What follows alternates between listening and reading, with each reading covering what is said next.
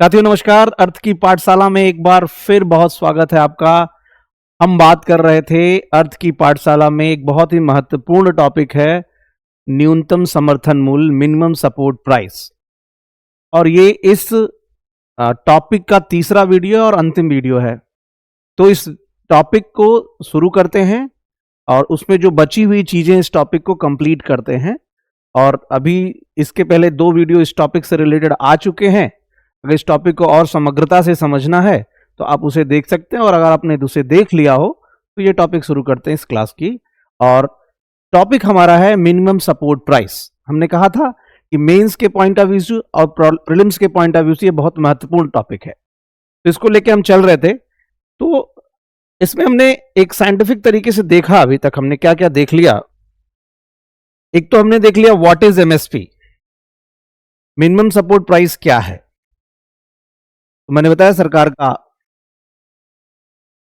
सरकार के द्वारा अनाउंस किया गया वाला एक कीमत होता है जो गवर्नमेंट की एक तरीके से प्रॉमिस होती है, किसानों से कहती है कि आप जो कुछ भी फूड ग्रेन, जिन चीजों के लिए हमने एमएसपी जारी किया है, आप उगाओगे, हम उसको खरीदेंगे।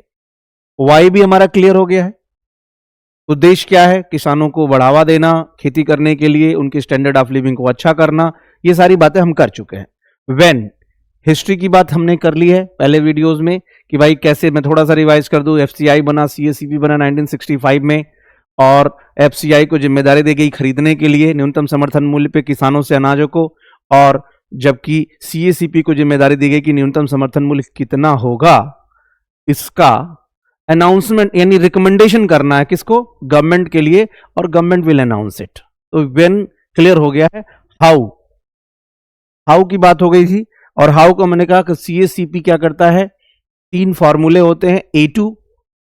ए टू में क्या होता है, उन फॉर्मूलों के आधार पर भी एमएसपी अनाउंस की जाती है। और मैंने बताया था किसी भी प्रोडक्ट की कीमत कैसे तय होती है, तो सरकार ये देखती है, सीएसीपी से सरकार कहती है कि भाई पहले देखो किसान की लागत कितनी लगी है और उसे कितना हम लाभ दे दें, उसको मिलाकर के न्यूनतम समर्थन मूल्य तय करो। तो सीएसीपी इसके लिए फॉर्मूला तय करती है। एक फॉर्मूला ए2 जिसकी हमने बात कर ली है, फिर A2 प्लस FL है। FL का मतलब है प्यारे बच्चों यहां फैमिली लेबर, उसकी फैमिली लेबर भी किसान की लग रही है। तो हमने कहा किसान ने कहा कि हमारी फैमिली लेबर को जोड़ करके भी इसमें हमारा दाम बताओ भाई।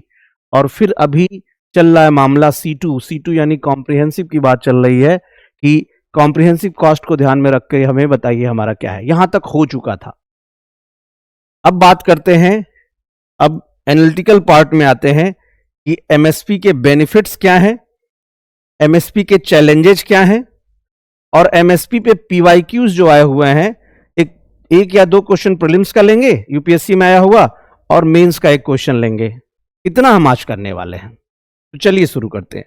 बात एमएसपी की करते हैं, इसके बेनिफिट्स की। अगर एमएसपी के बेनिफिट्स की हम बात कर लें तो ये किसान है, उसको न्यूनतम समर्थन मूल्य से क्या क्या बेनिफिट्स मिल रहे हैं। और क्वेश्चन भी यहीं से आता है कि कैसे न्यूनतम समर्थन मूल्य ने किसानों को निम्न आय जाल से बाहर निकाला। मेंस का क्वेश्चन है, how MSP will rescue the farmers from the low income trap. यानी इसके बेनिफिट्स अगर आपको पता है तो उस क्वेश्चन को अच्छे से आप डील कर पाएंगे। अब कैसे क्वेश्चन को करना है हम बताएंगे भी, लेकिन इमेजिन करो मेरे सामने साथ में बैठ के कि किसी भी योजना का लाभ किसको मिल रहा है, उस स्टेक होल्डर को सोचो और उसके साथ इपैथी क्रिएट करो। अपने आप बेनिफिट समझ में आ जाएगा। उस पॉइंट्स अपने पास अपने आप आपके दिमाग में आने शुरू हो जाएंगे। मैं आपको तरीका बता रहा हूं सोचते कैसे। यूपीएससी में दरअसल यही चीज की डिमांड होती है कि आपके पास रैशनल थिंकिंग है कि नहीं। अटपटा तो कुछ नहीं सोच ले रहे, कुछ भी सोच के तो नहीं लिख दे रहे हैं। और रैशनल थिंकिंग सोचने के लिए आपको उस एक स्टेक होल्डर को पकड़ना पड़ेगा। तो एमएसपी न्यूनतम समर्थन मूल्य जारी कर रही गवर्नमेंट किसके लिए? एक किसान के लिए। तो किसान को क्या क्या बेनिफिट्स हो सकते हैं, अब चाहे तो मेरे साथ पॉइंट्स लिख भी सकते हैं। एक तो पहला बेनिफिट मिल गया प्राइस स्टेबिलिटी। ये बहुत बड़ा लाभ था। किसान को ये फिक्स हो गया कि भाई इतने रुपए हमारे इस प्रोडक्ट के मिलेंगे, तो उसके अपने उत्पाद की निश्चित कीमत, यानी farmers will get the secure price of their produce. That is the first benefit for the farmers, and this is how farmers are being promoted for the cause of farming. पहला काम तो यही था कि प्राइस स्टेबिलिटी बहुत ज्यादा जरूरी था। दूसरा क्या लाभ मिला? फार्मर को जब प्राइस स्टेबिलिटी मिल गई, यानी उसे अपने कीमत के अच्छे दाम मिलने के चांसेस मिल गए, तो फार्मर को एक फायदा हो गया, बार्गेनिंग पावर मिल गई। एक किसान को जब यह पता चल गया कि भाई हमारे इस गेहूं की कीमत यह है, तो जब बिचौलिया मिडिल मैन आता है उससे कहता है कि भाई हम इतने कम में दे से, सपोज करिए कि किसान को पता चल गया कि हमारा गेहूं इस साल 23 रुपया किलो है, और जो बिचौलिया है जिसे लोकल लेवल पे कहते हैं अढ़ौतिया, कहीं कहीं उसको कहते हैं जो बनिया कहते हैं, जो तौलने के लिए आते हैं, तो वो कह रहा है कि भाई यार गेहूं 10 रुपया किलो ही है, मार्केट में बहुत प्रोडक्शन हो गया, रेट बहुत गिर गया है। तो किसान ने कहा यार सरकार तो 23 की बात की है, ऐसा है भाई हम 10 में तो कतई ना देंगे, तुम्हें अगर 20 देना हो तो बताओ, 21 देना हो तो बताओ, नहीं तो 23 में हम सरकार को बेच देंगे। तो ये बार्गेनिंग पावर किसान को मिला, यानी उसके प्राइस को, उसके प्रोड्यूस के प्राइस को अच्छी कीमत मिलनी शुरू होगी। पहला लाभ तो ये हुआ, यानी एमएसपी से प्राइस स्टेबिलिटी आई और किसान के अंदर बार्गेनिंग पावर मतलब मोल भाव की क्षमता आ गई। और मोल भाव तभी आप कर पाते जब आपके पास विकल्प उपलब्ध हो। जैसे एक और उदाहरण मैं आपको बताऊं, मनरेगा। मनरेगा एक ऐसा स्कीम है जिसको गांव में नरेगा कहते हैं। पहले लोग मजदूरों से बंधुआ मजदूरी कराते थे, 50 रुपए में 8 घंटा काम कराते थे। लेकिन जब सरकार ने मनरेगा स्कीम चलाई, 100 दिन के रोजगार की योजना लाई, तो जो मजदूर भाई हैं उनके अंदर एक क्षमता आ गई बार्गेनिंग की कि अब हमें इतना दो, अगर इससे कम दोगे तो हम सरकार के साथ काम करने चले जाएंगे। उनके पास पहले विकल्प नहीं था, तो मजबूर होकर किसान खेतों में वो काम करते थे। किसान भाइयों के साथ सेम चीज थी कि एमएसपी की जानकारी ना होने के कारण जो बिचौलिए हैं वो उनका शोषण करते थे। जब मैं चैलेंजेस बताऊंगा तो वहां भी ये पॉइंट आएगा ही आएगा। तो इसलिए समझना है इसको कि प्राइस स्टेबिलिटी मिलने से किसान भाई को बार्गेनिंग पावर मिल गई, यानी अब वो सिक्योर हो गया कि मुझे अपने इस प्रोडक्ट की अच्छी कीमत मिलने ही वाली है। दूसरा क्या खास बात है, एमएसपी मिलने से, अच्छी कीमत मिलने से उसे सोशल सिक्योरिटी मिली, सामाजिक सुरक्षा मिली। अब उसे पता है कि मैं कुछ भी प्रोडक्शन करूंगा तो सरकार खड़ी है, वो खरीदेगी। समाज के अंदर उसे एक सुरक्षा मिली कि हमें अपने प्रोडक्ट को लेके मार्केट में पहुंचना है और हम समाज के अंदर बिना पैसे के नहीं रह जाएंगे, हमें हमारे प्रोडक्ट का दाम मिलके ही रहेगा और अच्छा दाम मिलेगा। फिर इनकम इंक्रीज हुआ। जब किसान को इनकम मिलेगा यानी अच्छी कीमत मिलेगी तो उसका इकोनॉमिक स्टेटस यानी आर्थिक स्थिति बहुत अच्छी होने लगी। यानी it has increase the income of the farmer, किसानों की इनकम इंक्रीज। फिर जब इनकम इंक्रीज होगा तो जीवन का स्तर, increase the standard of living, जीवन का स्तर बढ़ गया। किसानों के जीवन के स्तर में परिवर्तन करने का काम न्यूनतम समर्थन मूल्य ने किया हुआ है कि अब बहुत बड़ा तो परिवर्तन नहीं आया, लेकिन जिसने जिसने इसका लाभ लिया उसको फायदा तो जरूर मिला। फिर किसानों के अंदर एक और फायदा आया एमएसपी का, क्या? क्रॉप डाइवर्सिफिकेशन, फसल विविधीकरण। हिंदी इसकी होती है फसल विविधीकरण, इंग्लिश है क्रॉप डाइवर्सिफिकेशन। अब 22 फसलों के लिए एमएसपी जारी की जाती है, तो किसान को यह लगा कि केवल राइस व्हीट पे क्यों रुके, हम कुछ और चीजों का भी प्रोडक्शन करें जिससे हमें अच्छी कीमत मिल पाएगी। तो जो ऐसे फसल थे जिनकी और अच्छी एमएसपी तय की जा रही थी, तो फसल विविधता बढ़ाया, क्रॉप डाइवर्सिफिकेशन होने लगा। क्योंकि अभी देखिएगा लोग बहुत ज्यादा हेल्थ कॉन्शियस हो गए हैं, तो श्री अन्न यानी मोटा अनाज, रागी, चिया सीड, पंपकिन सीड, जो कोलेस्ट्रॉल के प्रॉब्लम वाले लोग हैं, ये इस तरह की फसलों की डिमांड कर रहे हैं, ऑर्गेनिक तरीके से चीजों का डिमांड कर रहे हैं।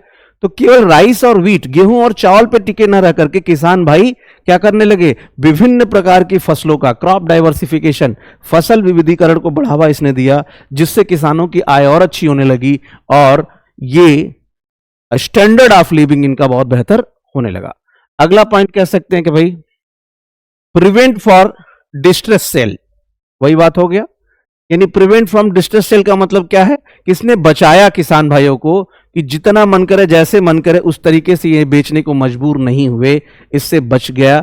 उनके अपनी फसल की अच्छी कीमत मिलनी शुरू हो गई, यानी ये डिस्ट्रेस सेल से इसने क्या किया, न्यूनतम समर्थन मूल्य ने बचाया। तो न्यूनतम समर्थन मूल्य के लिए एक और खास बात हो गई कि it has created a benchmark for private buyers.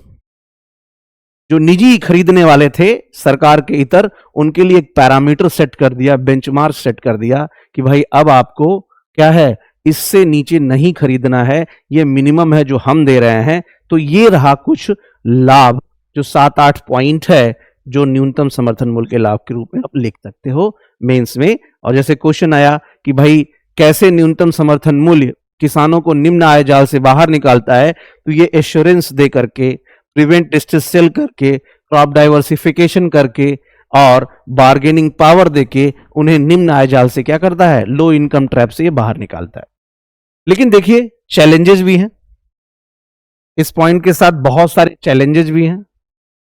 चुनौतियों की अगर बात करें पॉइंट्स है, और यूपीएससी में हमेशा मेंस में या तो चैलेंजेस की बात करता है या फिर बात करता है उसके स्कोप्स की, किसी भी स्कीम के, यानी उसके बेनिफिट्स की बात करता है या उसके चैलेंज की बात करता है। तो चैलेंजेस भी 8-10 पॉइंट में देख लेते हैं क्या क्या है चुनौतियां, और मैं आपको बताऊं बहुत बड़े लेवल पे चुनौतियां हैं। और अब आपको मैं बताता हूं चुनौतियां या चैलेंजेस को अगर समझना हो, लिखना हो, मेंस के लेवल पे पॉइंट बनाने हो आपको, तो आप कैसे सोचें इसको समझिए। स्टेक होल्डर्स क्रिएट करिए। जैसे मैंने कहा कि चुनौतियां हैं, एमएसपी एक किसान है उसके लेवल पे चुनौती होगी। इसमें कितने स्टेक होल्डर्स हैं सोचिए, इस पूरी व्यवस्था में स्टेक होल्डर्स हैं। एक तो है किसान जिसका अनाज खरीदा जा रहा है, उसके लेवल पे कुछ चुनौतियां होंगी। एक है FCI, food corporation of India, उसके लेवल पे कुछ चुनौतियां होंगी। और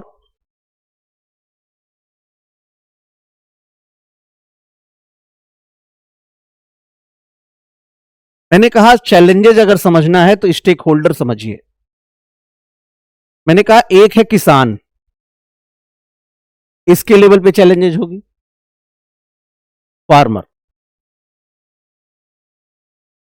चैलेंजेस के पॉइंट मैं बता दूंगा, लेकिन मेरी कोशिश यह है कि मैं आपको सिखाऊं कि सोचते कैसे हैं मेंस के लिए, स्पेशली यूपीएससी मेंस के लिए और स्टेट पीसीएस के मेंस के लिए, कि चैलेंजेस जैसे आप स्टेक होल्डर तय कर लेंगे तो 4 चैलेंजेस के एंड पे आएगी। इस पूरे प्रोसेस में एक और स्टेक होल्डर है जिसका नाम है एफसीआई,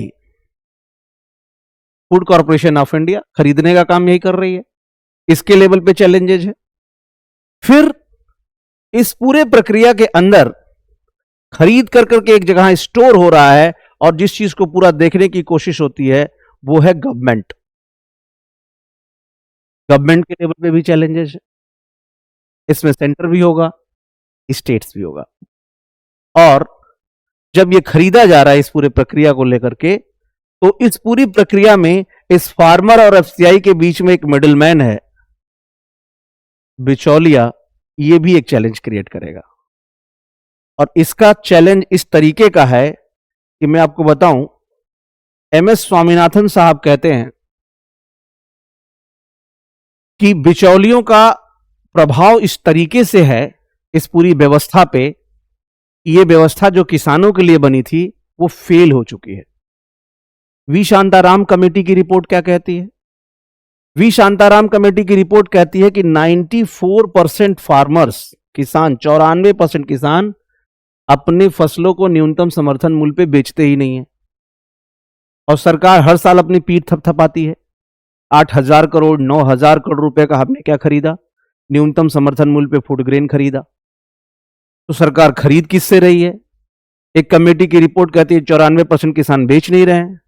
तो पहला सवाल, सबसे 6% वो कौन किसान है जो बेच रहे हैं? वो है भाई बड़े किसान। दूसरा सवाल ये है कि जब किसान बेच नहीं, तो सरकार किससे खरीद रही है? मिडिल मैन, बिचौलियों से खरीद रही है। और सरकार उनको कंसीडर कर रही है क्या? As a farmer. तो चैलेंजेस इन 4-5 पॉइंट के लेवल पे चैलेंजेस हैं, और मैं एक एक पॉइंट पे समझाना चाह रहा हूं, आप इस चीज को देखिएगा। फार्मर के लेवल पे अगर हम आते हैं, देखिए कितने चैलेंजेस हैं फार्मर के लेवल। फार्मर के लेवल पे चैलेंज ये है कि भाई इस किसान के पास बड़ा लिमिटेड स्कोप ऑफ प्रोक्यूरमेंट है। ये दोनों लेवल पे चैलेंज है। सबसे अधिक इसमें प्राथमिकता है कहने को 22 फसलें, लेकिन सबसे अधिक खरीद कहां होती है?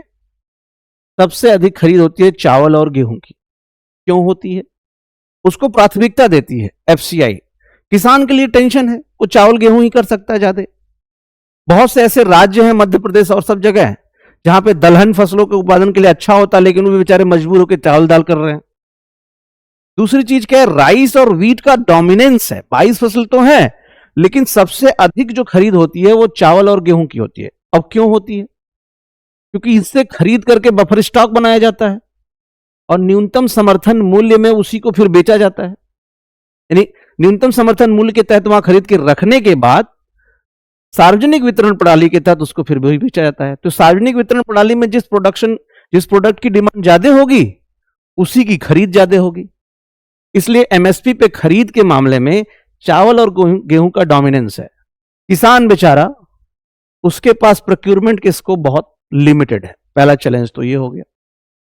दूसरा है रोल ऑफ मिडिलमैन। मैंने कहा अड़होतिये, बिचौलियों का जो रोल है, भूमिका है, वो बहुत संदिग्ध है, वो बड़ी खतरनाक है। वो शोषण करते हैं मिडिलमैन। क्योंकि किसान के पास क्या है, एक और प्रॉब्लम उसकी वजह से लैक ऑफ अवेयरनेस, जानकारी की कमी है। सरकार इस बार कितना अनाउंसमेंट की एमएसपी की, एफसीआई के ऑफिशियल ग्राउंड तक नहीं जाते, बताते नहीं है, और उनको जानकारी छन छन के इन्हीं मिडिलमैन से आती है। तो ये औने पौने दाम पे इसको खरीदते हैं। तो ये एक बड़ा मुद्दा हो चुका है। लैक ऑफ अवेयरनेस, लोगों के अंदर, किसानों के अंदर जागरूकता की कमी है। भाई किसान को पता ही नहीं है, उसे कहां उसका मोबाइल एक्सेस है, कहां उसकी बहुत सारी चीजों के लिए एक्सेसिबिलिटी है, वो जानता ही नहीं है। उसे जो बता दिया वो समझ जाता है बेचारा।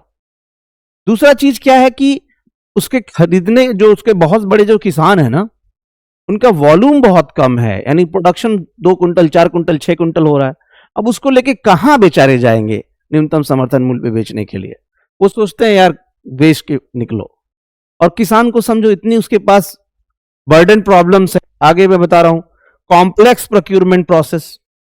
प्रोक्यूरमेंट यानी खरीदने की प्रक्रिया थोड़ी बड़ी जटिल तरीके की है, बड़ा आसान है नहीं। एक किसान को पूरा समझने में मुश्किल हो जाता है और उसे कोई समझाने वाला भी नहीं है। फिर मैंने कहा उसका जो अमाउंट है किसान का बहुत ज्यादा नहीं होता, कम होता है। तो सोचता है कि इस पूरी प्रक्रिया, जटिल प्रक्रिया में फंसने से अच्छा है बिचौलियों को थोड़े से कम में बेच के छुट्टी पाओ भाई। समझ पाए? इसलिए 94% किसान, प्रॉब्लम क्या है? आपके सिस्टम में प्रॉब्लम है। प्रॉब्लम प्रोक्यूरमेंट के साथ है, उस प्रोक्यूरमेंट प्रोसेस के साथ प्रॉब्लम है। और उस प्रोसेस के साथ जब प्रॉब्लम है प्रोक्यूरमेंट के, तो उसमें दिक्कत आती है क्या कि किसान जो सीमांत है, छोटा किसान है। अब आपके मन में बार बार आ रहा, सीमांत किसान कौन होता है? ऐसा किसान जिसके पास 1 हेक्टेयर से भी कम जमीन हो, उसे सीमांत किसान, मार्जिनल फार्मर कहते हैं। क्लासिफिकेशन ऑफ फार्मर्स में अगले वीडियो में बना दूंगा।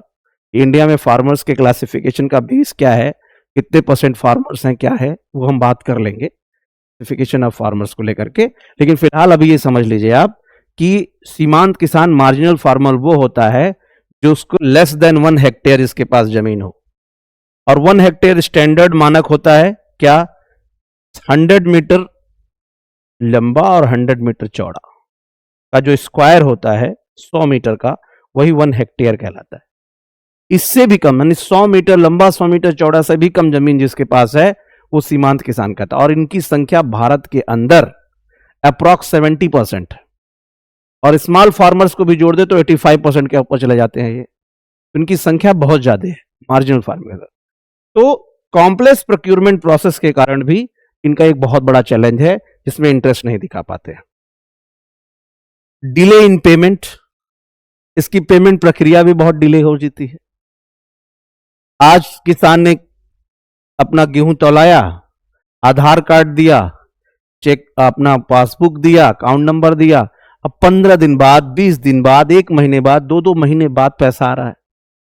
तो ऐसे में किसान के ऊपर देयताएं इतनी ज्यादा है, लायबिलिटी इतनी ज्यादा है, वो बेचारा कहता है कि यार वहां देने से बढ़िया भैया बेचो और निकलो। कौन वेट करेगा? अब इमेजिन करो कि किसान के घर के होके हो सकता आप हो, सोचो कि उसने सीड्स खरीदी है, किराने का सामान लिया हुआ है और उसकी बहुत सारी देयताएं हैं, उसको उधार चुकाना उसके सर पे रखा हुआ है। वो तो चाहेगा खाते में भी मतलब क्योंकि हमें जाना पड़ेगा, बैंक निकालना पड़ेगा, परेशान होंगे। सबसे बढ़िया जो हमें नगद दे दे। और ये जो बिचौलिए होते हैं, अड़ौती होते हैं, मैं आपको बताऊं कि अपनी गाड़ी और तराजू लेकर के खेत में पहुंच जाते हैं और वहीं कहते हैं कि खाने भर का बस यहां से ले जाओ, एक काम करो यहीं तौल दो, हम यहीं आपको हाथों हाथ कैश दे देते हैं। किसान भी सोचता है कि 2-4 रुपए कम मिले ठीक है, लेकिन तुरंत पैसा तो मिल रहा है। कौन इस प्रोसेस में फंसने जाएगा? कौन यहां से ढो करके घर ले जाएगा? वहां बारिश आ गई, कहां छुपा के रखेंगे? ट्रांसपोर्टेशन का अलग कॉस्ट है। फिर वहां से खरीद केंद्र पे ले जाएंगे, 5 दिन 6 दिन बाद मेरा नंबर आएगा। अपने अनाज के पास हम रात भर वहीं सो रहे हैं अपने परिवार के साथ। फिर उसके बाद से उसको तौला जाएगा। तौलने के बाद दिक्कत क्या आती है कि 15 दिन बाद 20 दिन बाद पता नहीं कब पैसा आएगा। तो ऐसे में किसान क्या करेगा बेचारा? किसान सोचेगा भैया ऐसा है, बंद करो, यहां दो, खाने भर का लेके घर में चलो तो 4 पैसा कम हो। और मैं बताऊं किसान कितना संतोषी कोई नहीं होता है, और किसान कितना स्वाभिमानी भी कोई नहीं होता। मैं आपको बता दूं, किसान बता रहा हूं आत्महत्या कर लेता अगर किसी का उधार लिया है, भागता नहीं है।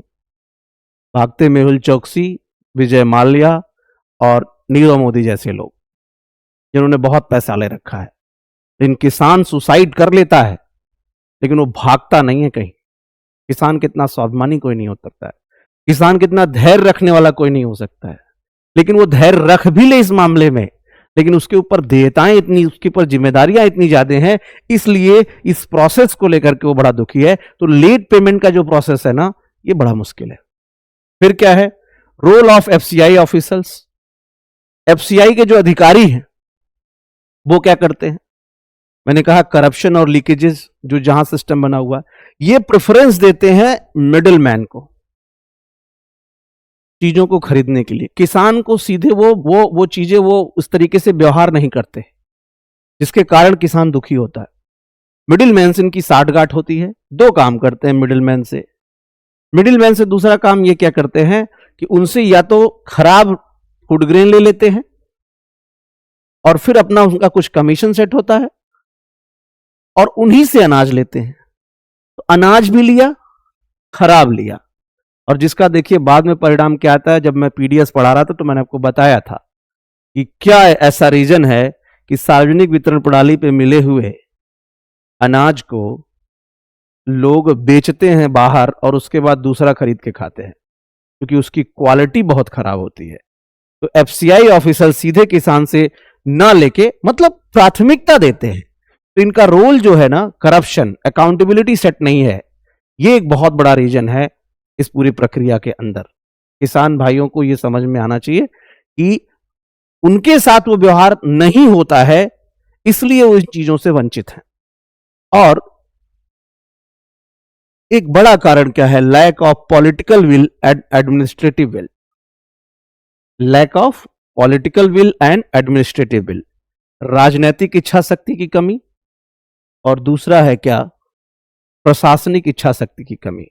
जो ऑफिसर्स इसके लिए लगे हुए हैं वो बेहतर तरीके से इसे इंप्लीमेंट नहीं करवा रहे हैं। जो नेता लोग हैं, राजनीति में जो लोग हैं, वो उतनी डेडिकेशन के साथ इस प्रोग्राम को नहीं देखते हैं, और अगर देखते भी हैं तो उसके पीछे उनका पॉलिटिकल एंगल होता है। किसान भाइयों को अच्छा एमएसपी क्यों नहीं मिलना चाहिए? क्यों सरकार अपने एम्प्लॉयज को डियरनेस अलाउंस देती है, महंगाई भत्ता देती है, उनकी सुविधा की ख्याल करती है, किसान भाइयों को कैसे मिलेगा? तो पॉलिटिकल विल और एडमिनिस्ट्रेटिव विल का कम होना भी किसी स्कीम को बर्बाद कर देता है या उसको अच्छे से इंप्लीमेंट नहीं करता है। और तीसरी चीज क्या है जो काम कर सकते हो? Lack of coordination between centre and state. केंद्र और राज्य के बीच में कोऑर्डिनेशन यानी बेहतर सामंजस्य की कमी, ये एक बड़ा मुद्दा है इस पीडीएस व्यवस्था के साथ। सेंटर और स्टेट के बीच में अच्छा कोऑर्डिनेशन नहीं होता है। स्टेट प्रॉपर तरीके से कोऑर्डिनेट करता है, सेंटर प्रॉपर तरीके से कोऑर्डिनेट नहीं करता है। ऑफिशियल के बीच में भी क्लैशेस होते हैं जिसके बलि चढ़ जाती है ऐसी योजनाओं की।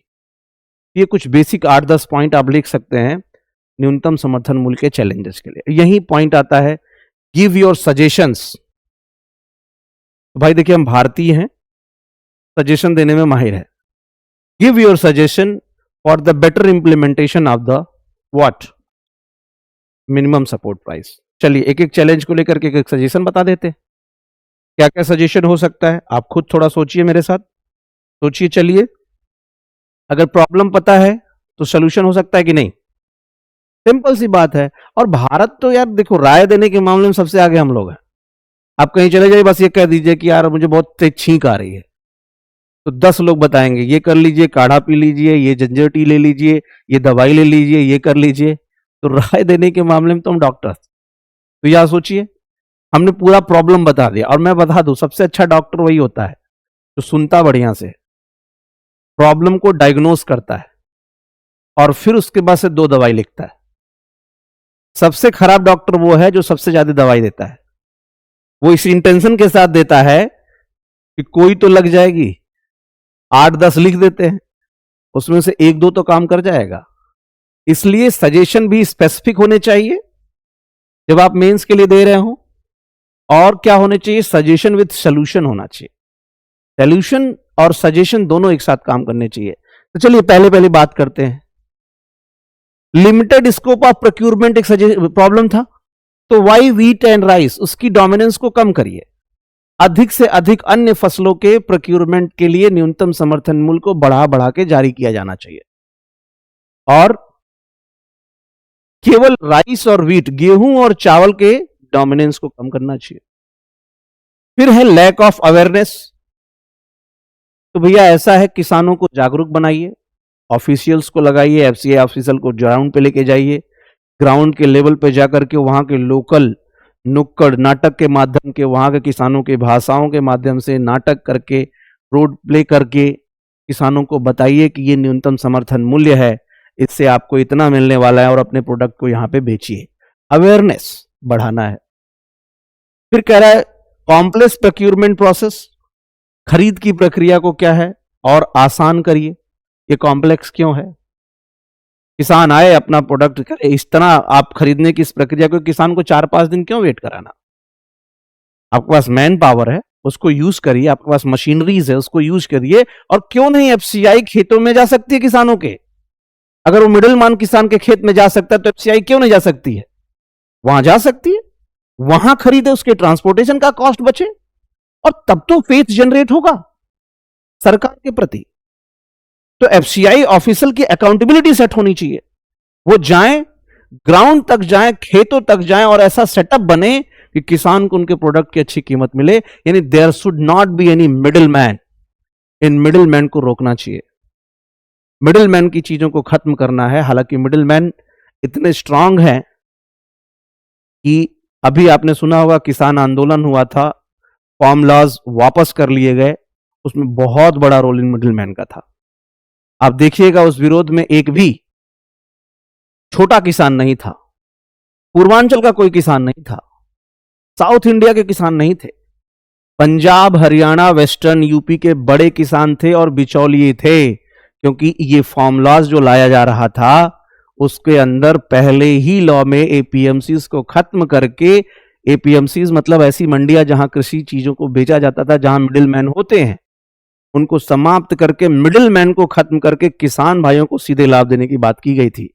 वो अलग बात है, सरकार समझा नहीं पाई, पॉलिटिकल एंगल उसके ऐसे अलग हो गए। उस पूरे कानून में कहीं नहीं कहा गया था कि हम न्यूनतम समर्थन मूल्य खत्म करने वाले हैं। फिलहाल मिडिल मैन को लेकर के सरकार को जरूर सोचना चाहिए, क्योंकि मिडिल मैन क्या करते हैं? एक्सप्लॉयटेशन करते हैं किसानों का।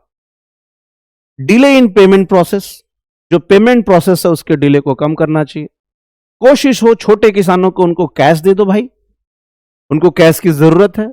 बड़े किसानों को आप इस तरह से पेमेंट करो, और इसमें पीपीपी मॉडल को अपना सकते हो। खरीदने की प्रक्रिया के अंदर प्राइवेट लोगों को इनवाइट करो कि आओ भैया खरीदो, आप खरीदने की प्रक्रिया में सेट करो।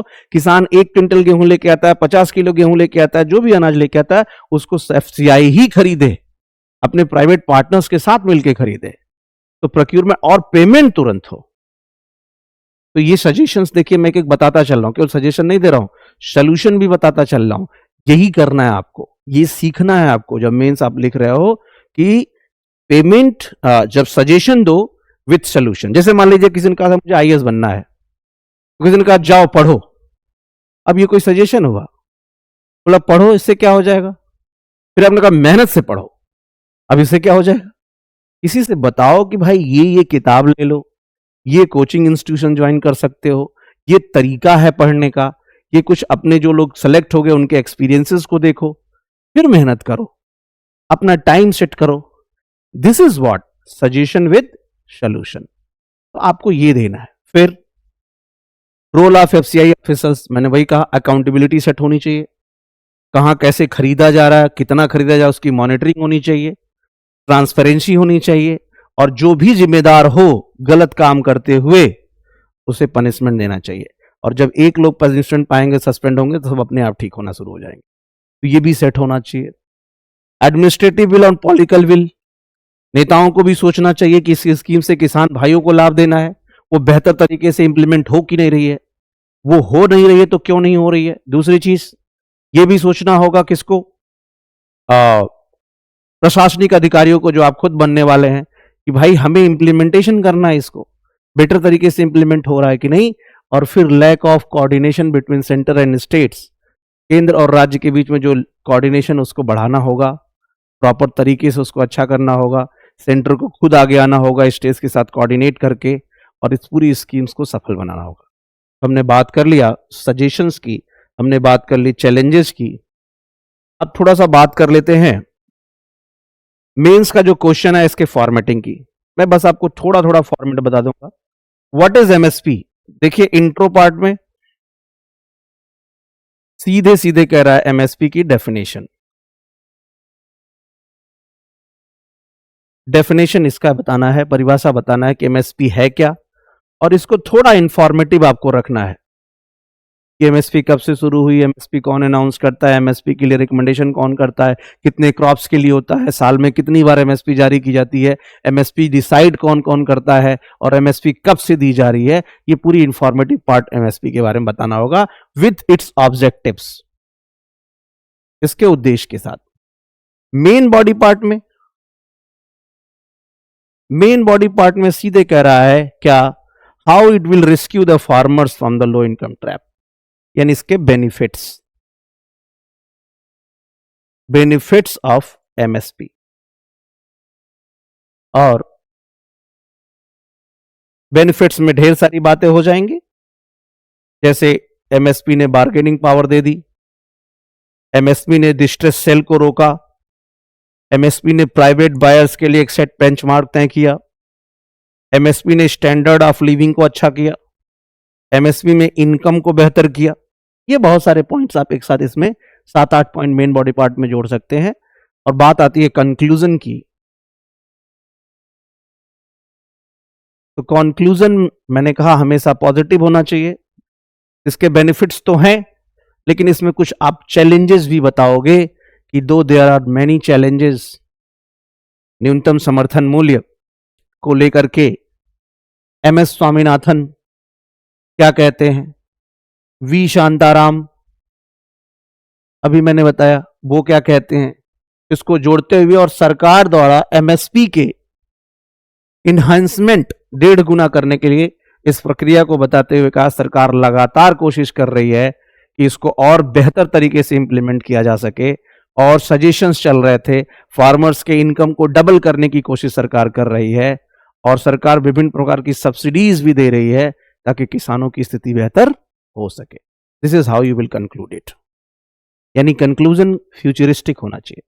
तो 3 बहुत सीधा सीधा सवाल है। शुरुआत में एमएसपी बताना है, मिडिल पार्ट में इसके बेनिफिट्स बताने हैं, और कंक्लूजन में इसके थोड़े चैलेंजेस गिनाते हुए गवर्नमेंट्स के एफर्ट्स को दिखाते हुए पॉजिटिव नोट पे इसको क्या कर देना है, इंड कर देना है।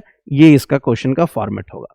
अब कोशिश करिए इसको, इस क्वेश्चन को लिखने के लिए एक बार 150 वर्ड्स में इतनी बातें आप आ जाएंगी तो आप कर पाएंगे। अब देखिए इसमें प्रीलिम्स में ये क्वेश्चन क्या आया है। लास्ट ईयर प्रीलिम्स में एक क्वेश्चन आ गया, देखिए, निम्नलिखित कथनों पे विचार कीजिए। अगर आप पढ़ पा रहे हो तो ठीक है, नहीं तो मैं इसको बोल दे रहा हूं। कंसीडर द फॉलोइंग स्टेटमेंट, निम्नलिखित कथनों पे विचार कीजिए। ये है यूपीएससी 2023 में क्वेश्चन आया हुआ है। प्रीलिम्स का क्वेश्चन है। क्या क्वेश्चन है? भारत सरकार ने काले तिल नाइजर सीड्स के बीजों के लिए न्यूनतम समर्थन मूल्य उपलब्ध कराती है। स्टेटमेंट 2, काले तिल की खेती खरीफ की फसल के रूप में की जाती है। स्टेटमेंट 3, भारत के कुछ जनजाति लोग काले तिल के बीजों को तिल भोजन पकाने के लिए प्रयोग करते हैं। How many statements are correct? कितने सही हैं? इंग्लिश में कह रहा है कि niger seeds, government announces MSP for niger seeds. देखिए इसका इंग्लिश पार्ट में दिखा देता हूं आपको। The government of India provides minimum support price for niger seeds. इसका जो बॉटेनिकल नेम है वो भी दिया हुआ है, कोई दिक्कत नहीं। Niger seeds is cultivated as a kharif crops and some tribal people in India use as a, हम इसे तिल कहते हैं, तिल, काला तिल। तिल के लड्डू बनते हुए देखा होगा आप लोगों ने, खाया होगा, ठीक है। तो ये चीज आप कर पाएंगे, तिल के बारे में कह रहा है। और ये क्वेश्चन आया हुआ है पिछले साल, एमएसपी से रिलेटेड क्वेश्चन है प्रीलिम्स का। और देखिए मैं आपको बताऊं, इसका एक स्टेटमेंट अगर आप याद हो, देखिए खरीफ क्रॉप्स, स्टेटमेंट 2 दिया है कि नाइजर सीड्स खरीफ का क्रॉप है। ये देखिए नाइजर सीड्स, ठीक है, सीधे खरीफ क्रॉप्स। दूसरा, सरकार इसके लिए एमएसपी दे रही है। स्टेटमेंट 2 सही है कि नहीं है? और तिल के तेल से खाना बनता है कि नहीं बनता है? तो देखिए तीनों स्टेटमेंट सही है कि नहीं है। तीनों स्टेटमेंट सही है कि नहीं है? सभी तीन इसका सही होगा। भारत सरकार इसके लिए एमएसपी जारी करती है, अभी दिखाया मैंने आपको। काले तिल के खरीफ की फसल है, ये भी दिखाया मैंने आपको। और कुछ जनजाति लोग इसे तिल के तेल में, अब देखिएगा दिए जलाए जाते हैं, खाने में भी प्रयोग इसका किया जाता है, इसके लिए यूज करते हैं। अब सवाल ये सवाल पूछा क्यों? देखिए ऐसा है, डाउन टू अर्थ एक मैगजीन है, उसमें सीधे इसमें ऐड आया हुआ, कोई आर्टिकल निकला हुआ है, elusive oilseed India's niger seed cultivation is decline. सरकार लगातार इसकी एमएसपी बढ़ा रही है, लेकिन इसका 80% एमएसपी बढ़ाया गवर्नमेंट ने 2008 के बाद से अब तक, लेकिन इसका 70% प्रोडक्शन डाउन हो गया, कल्टीवेशन डाउन हो गया। तो कोई भी क्वेश्चन ऐसे नहीं पूछ लेता यूपीएससी, वो चर्चा में होता है कि आप एमएसपी इसका बढ़ाते जा रहे हैं, उसके बाद भी इसका कल्टीवेशन कम क्यों होता जाता है, इसलिए चर्चा में क्वेश्चन था। देखिए इसमें मैं लेके आया इस चीज को लेकर के। तो यूपीएससी प्रीलिम्स के भी क्वेश्चंस आप कैसे डील करोगे, हर चीज का एक लॉजिक है।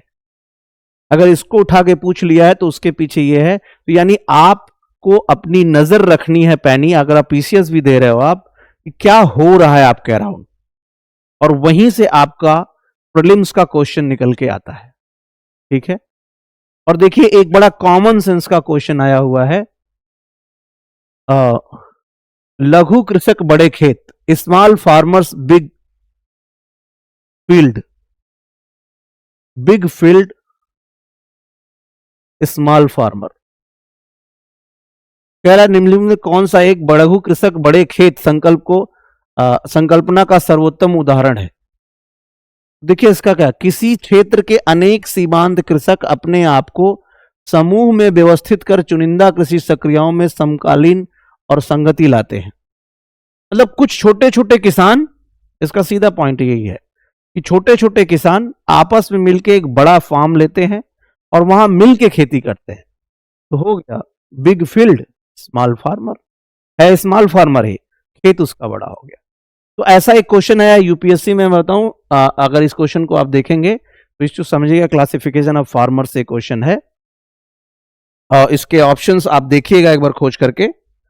तो ये रहे एमएसपी से रिलेटेड प्रीलिम्स के एक दो क्वेश्चंस, और मेंस के क्वेश्चन की फॉर्मेटिंग की हमने। आई होप आपको ये टॉपिक पूरी क्लैरिटी के साथ समझ में आएगा। मैं एक बार फिर इसकी सिंक्रोनाइज वे में डिटेल कर देता हूं। हमने क्या क्या समझा, क्या है एमएसपी, व्हाट इज एमएसपी, फिर हमने समझा क्या वाई एमएसपी, फिर हमने समझा व्हेन एमएसपी, फिर हमने समझा हाउ एमएसपी, फिर हमने समझा बेनिफिट्स ऑफ एमएसपी, फिर हमने समझा चैलेंजेस ऑफ एमएसपी, फिर हमने समझा governments your suggestions regarding MSP, और फिर हमने समझा एमएसपी को लेके पीटी में क्या क्वेश्चन आए हैं, मेंस का एक क्वेश्चन क्या आया है, उसको हमने रिवाइज किया। मुझे लगता है इतना सिंक्रोनाइज तरीके से अगर किसी टॉपिक को आप खोल दोगे तो उससे पूछे ना भाई कहां से क्वेश्चन पूछेगा, आसानी से आप कर पाओगे। ठीक है, तो आप देखते रहिए अर्थ की पाठशाला, और दूसरे टॉपिक के साथ और नए नए टॉपिक के साथ मैं आपसे मिलूंगा। इसमें हम डिटेल में बात करेंगे, और अब मैं सोच रहा हूँ कुछ करंट के इश्यूज को भी, इकोनॉमिक करंट के जो इश्यूज हैं उनको भी लेकर के आते हैं, जिसे आपको भी प्रीलिम्स देना होगा या दूसरे भी एग्जाम्स देने होंगे, वो आपके लिए हेल्पफुल होंगे। थैंक यू, देखते रहिए अर्थ की पाठशाला।